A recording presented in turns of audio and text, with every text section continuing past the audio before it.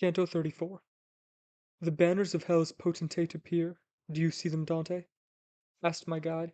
I stared into the mist ahead and saw a vast, dim, distant something, windmill like, with moving sails perhaps, or were they wings? A wind came from it like the worst of gales. Only the shelter of my strong guide's back enabled me to walk.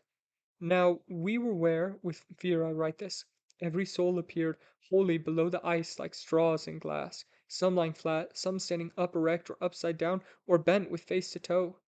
My leader halted, stood aside, and said, "See Dis himself, the origin of wrong, once brightest of archangels in the highest, and here the lowest beast in hell's foul pit. Wind from in front had grown to such a blast I had to crouch not to be overthrown, but saw the vast thing clear, ice to its chest, yet mountain high above the icy plain. My height is closer to a giant than a giant is to what I saw of Dis. Since this was part, how huge must be his whole! If, before frowning on the highest good, his beauty equaled present ugliness, no wonder out of him all woe ensued. I bent head back to view the awful face, and saw that he had three joined at the brow, the middle red, pale yellow looking left, and the right face as black as Abyssinian. Below each face there sprang up pairs of wings, flitting like a bird, and I never saw a ship with sails so big, and like a bat featherless. Their flapping could not raise him as he frantically wished. They drove three arctically chilling winds away, made Coctus a lake of ice. Tears flowed down from his six eyes, mingling with bloody foam from mouths, in each of which a soul was chewed, shredded, by shark-like jaws of teeth within, while outside claws were tearing at the skin. My guide said, "He who suffers most up there is Judas, head first in the scarlet face, legs prancing about, and from the black muzzle see the head of Brutus, from the yellow Cassius.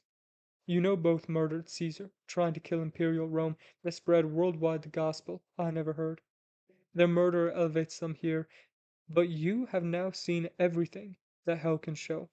To reach a higher place we'll go below." He made me clasp his shoulders from behind and raised me piggyback, waited until the wings were high and wide, then ran beneath, grasped the beast's shaggy hide, and tuft by tuft climbed down a gap between the ice and side of Dis.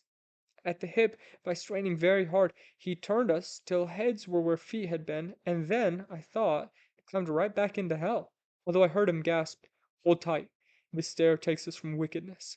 Panting, as if his strength had almost gone, he put me down. Squatting, I raised my eyes to see the head of Dis, but instead saw his vast legs pointing up. I was not sitting on an icy lake, but on the rough floor of an ill-lit cave. "Arise," my leader said. "We've far to go, and it is almost day." Rising, I said, "Dear master, first clear my perplexity before we leave. Why is he upside down? Where's the ice? Why, in so short a time has the sun shifted round from night to day?" He said, "Well, on the pelt of this foul worm we pass the central point of gravity, all the world's core, to which all weight inclines. Here Satan stuck when he could fall no more. Our solid earth recoiled before his face, leaving that void, that cone-shaped terraced space called hell inside the northern hemisphere, under the lands where living men draw breath, Europe, Africa, and Asia.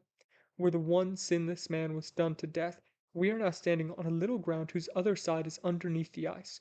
Far, far below our feet in the north sky, the sun sets as it dawns above our heads. It is time for us to go now, you know why." He first, with me behind, climbed back to light, in blackest shade, without the use of sight, but led ahead by sound. A trickling stream had made a tunnel through the rock that wound in easy slopes down to the tomb of Dis. We ascended this by a long day's march, nor stopped to rest till, having travelled far, under an arc appeared a sky of moon, with things as heavenly, and so at last we stood outside, and saw an evening star.